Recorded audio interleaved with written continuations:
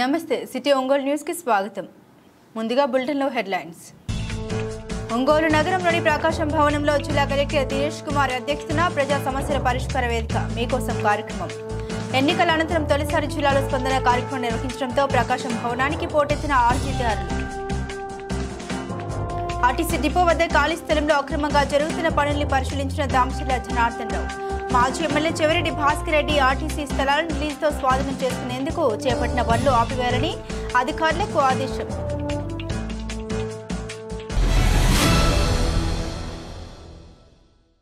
ఇక వివరాల్లోకి వెళ్తే ప్రజా సమస్యల పరిష్కార వేదిక మీకోసం కార్యక్రమాన్ని ఒంగోలు నగరంలోని ప్రకాశం భవన్ నందు స్పందన హాల్లో నిర్వహించారు. జిల్లా కలెక్టర్ దినేష్ కుమార్ అధ్యక్షతన జరిగిన ఈ మీకోసం కార్యక్రమాల్లో జిల్లా అధికారులు పాల్గొన్నారు. ఈ సందర్భంగా తమ సమస్యల్ని పరిష్కరించాలని కోరుతూ జిల్లా వ్యాప్తంగా తరలివచ్చిన ఆర్జీదారుల నుండి అధికారులు ఆర్జీలను స్వీకరించారు. ఫిర్యాదుదారులు ఇచ్చిన ఆర్జీలను అధికారులు సకాలంలో పూర్తి చేయాలని జిల్లా కలెక్టర్ దినేష్ కుమార్ అధికారులను ఆదేశించారు. ఈ కార్యక్రమాల్లో జిల్లా సంయుక్త కలెక్టర్ గోపాలకృష్ణ, జిల్లా రెవెన్యూ అధికారి శ్రీలత తదితరులు పాల్గొన్నారు.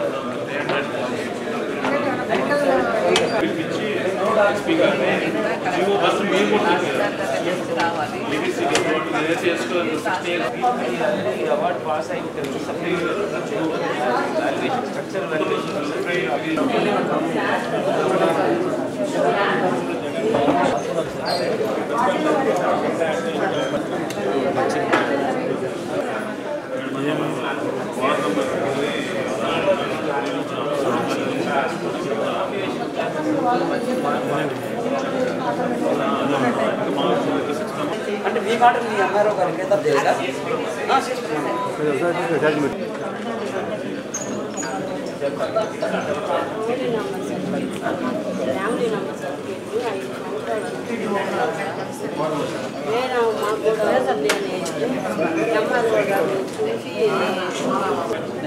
పిల్లలు ఎట్లయితే ముగ్గురు మొక్కలన్నీ మామూలుగా రాశారు సార్. ఎంఆర్ఓ గారు చేయమని చెప్పారు. పెళ్లి ఫోటోలు మొత్తం ఉన్నాయి, ఏమి చెయ్యండి అని చెప్తే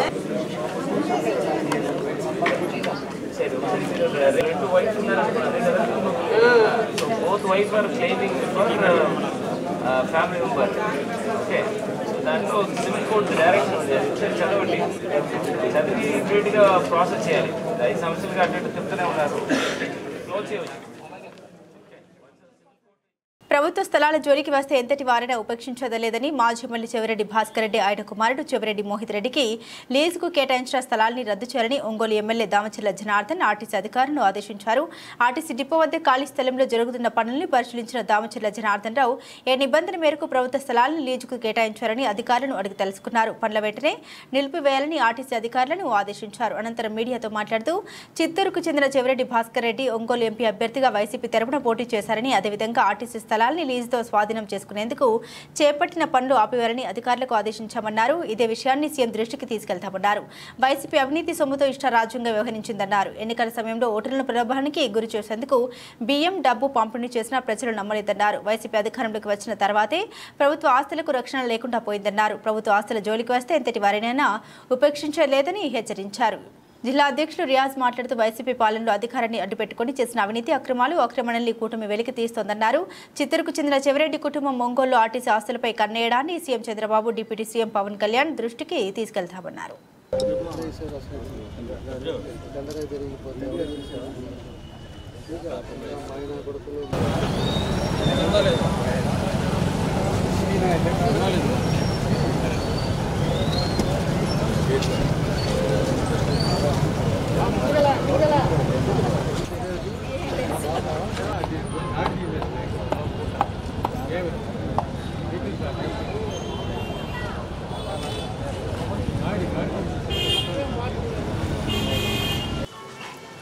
ఏదైతే మన ఎన్నికల్లో రాష్ట్రం అంతా పుష్ప అని విమర్శించారో అతను చెవిరెడ్డి భాస్కర్ రెడ్డి, ఆ భాస్కర్ రెడ్డి కూడా మన ఒంగోలులో వచ్చి పార్లమెంట్కి పోటీ చేయటం మనందరం కూడా చూసాం.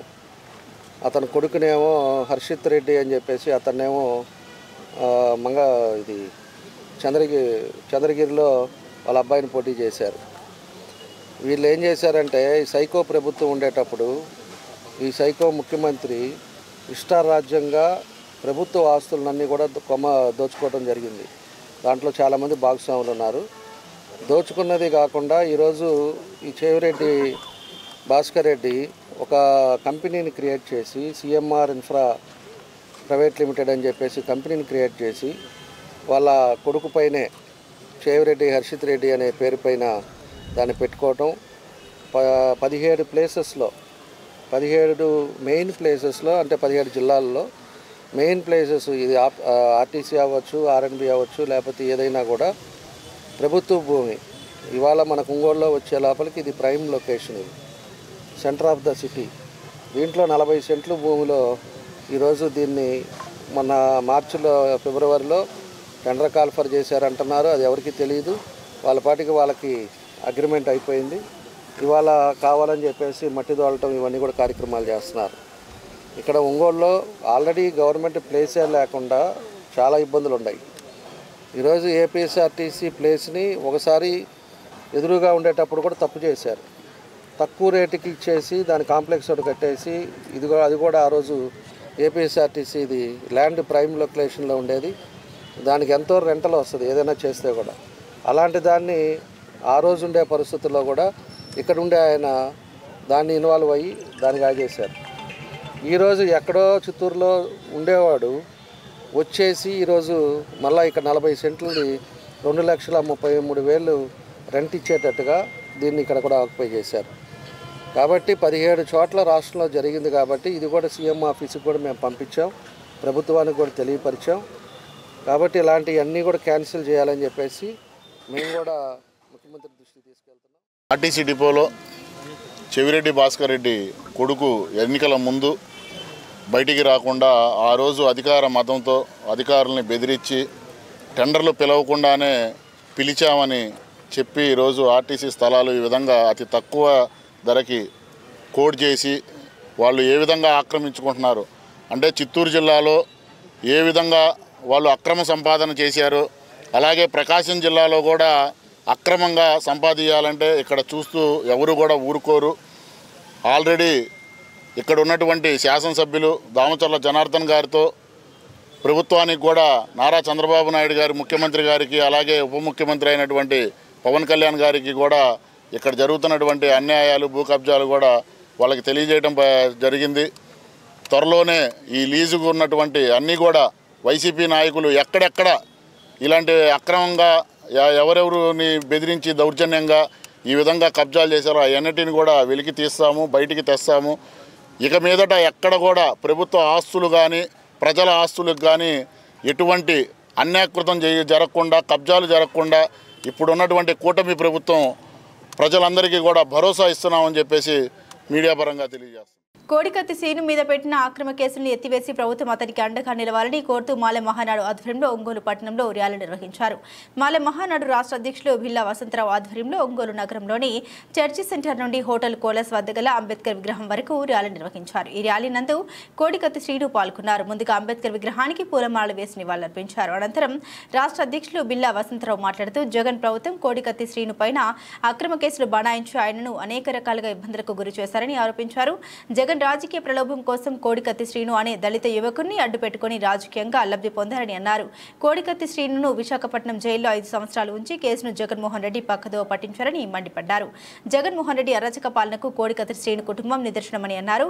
ప్రస్తుత ప్రభుత్వం కేసుపై విచారణ జరిపి కోడికత్తి శ్రీను కుటుంబానికి న్యాయం చేయాలని వారు డిమాండ్ చేశారు.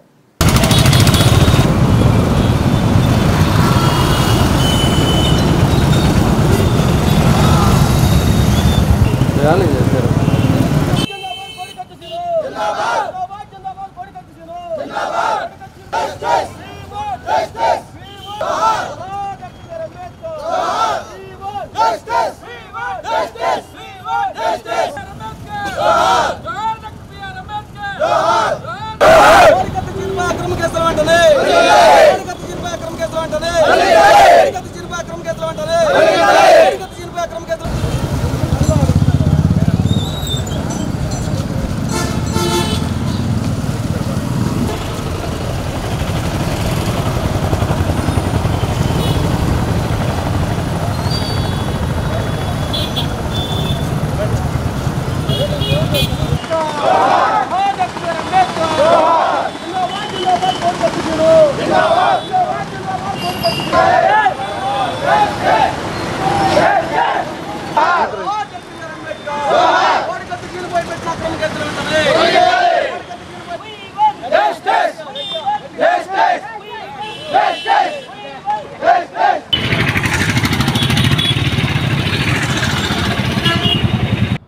అదేవిధంగా జైల్లో కోడికత్తి శ్రీనివాసరావు మరి డిగ్రీని కూడా పూర్తి చేయడం జరిగింది. అలాగే వారం రోజుల ఆమరణ నిరాహార దీక్ష చేయడం జరిగింది. అలాగే 5,000 పుస్తకాలను కూడా ఈయన చదవటం జరిగింది. కాబట్టి ఈ కోడికత్తి శ్రీనివాసరావు యొక్క కేసును మరి ఎంతో కష్టపడి పట్టు వేడని బట్టి విక్రమార్కుల్లాగా మరి ఆయన సొంత డబ్బులతో పెట్టుబడి పెట్టి ఈ రాష్ట్రంలో మరి ఒక నికృష్టుడు నీచుడైనటువంటి ఒక దుర్మార్గుడైనటువంటి ఒంటెద్ద పోకడపోయేటటువంటి జగన్మోహన్ రెడ్డిని ప్రభుత్వంలో జగన్మోహన్ రెడ్డిని చూసి భయపడకుండా 5 సంవత్సరాలు పిటిషన్లు వేస్తూ మరి మా శ్రీనివాసరావుకి బెయిల్ వచ్చేటట్టు చేసినటువంటి అడ్వకేటు పేరు అబ్దుల్ సలీం గారికి ఆంధ్రప్రదేశ్ రాష్ట్ర మాల మహానాడు తరపున ప్రత్యేకమైనటువంటి పాదాబంధనలు ఆయనకు తెలియజేస్తున్నాను.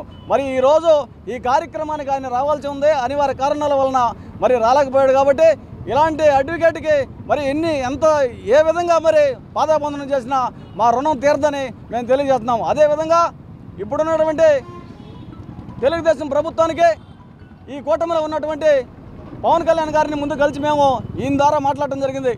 ఈ రాష్ట్రంలో జగన్మోహన్ రెడ్డి ప్రభుత్వం అధికారంలో ఉన్నప్పుడు కోడికత్తి శ్రీను, డాక్టర్ సుధాకర్ గారు, ఆ తర్వాత సుబ్రహ్మణ్యం, మరి జడ్జి రామకృష్ణ, 5 బాధితులు మా దళితులు ఉన్నారు. ఇంకొక ఆయన తూర్పుగోదావరి జిల్లాలో మరి పోలీస్ స్టేషన్లో చిరామరణం చేయడం జరిగింది.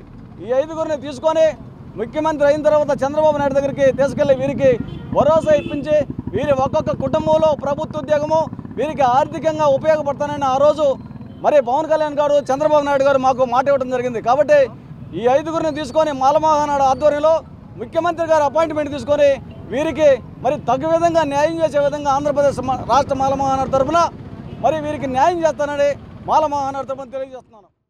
నేను జైల్లో ఉన్నప్పుడు నా కోసం బిల్లా వసంతరావు గారు ఎంతో మాల మహానాడు అధ్యక్షుడు ఎంతోగానో కృషి చేశారండి. ఈయన మీద కూడా కేసులు పెట్టడం జరిగింది. ఈయన కూడా నా కోసం దీక్ష చేశారు.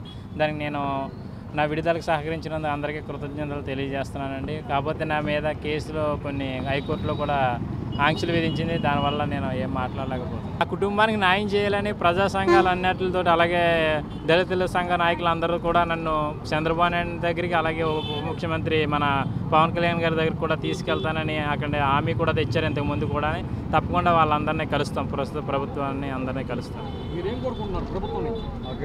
అంటే మాకు న్యాయం జరగాలని మా కుటుంబానికి సంతనూతలపాడు హైస్కూల్లో జరిగిన 10వ తరగతి వార్షిక పరీక్షల్లో ప్రథమ ద్వితీయ స్థానంలో పాస్ అయిన వారికి సంతనూతలపాడు సేవా సంకల్ప చారిటబుల్ ట్రస్ట్ ఆధ్వర్యంలో ప్రోత్సాహక నగదును ట్రస్ట్ చైర్మన్ శనగల వెంకటరమణ తదితరులు పంపిణీ చేశారు. ఈ సందర్భంగా కోటు వెంకట కిరణ్ ప్రసాద్, కరెటి రోహిత్ శివకుమార్ కు సేవా సంకల్ప చారిటబుల్ ట్రస్ట్ ఆధ్వర్యంలో 10,116 రూపాయలు, 5,116 రూపాయలని అందజేశారు. విద్యార్థుల ఈ బహుమతుల్ని స్ఫూర్తిగా తీసుకుని రాబోయే రోజుల్లో మరింతగా విజయం సాధించి తల్లిదండ్రులకు, పాఠశాలకు, గ్రామానికి మంచి పేరు తీసుకురావాలని ట్రస్ట్ చైర్మన్ ఎస్ వెంకటరమణ కోరారు.